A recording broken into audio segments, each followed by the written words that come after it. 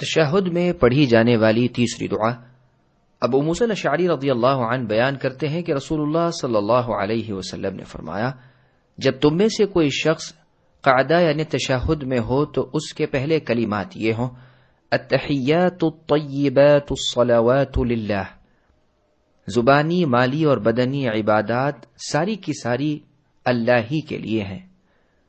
السلام علیک ایھا النبی ورحمۃ اللہ وبرکاتہ، اے نبی آپ پر سلامتی، اللہ کی رحمت اور اللہ کی برکتیں ہوں۔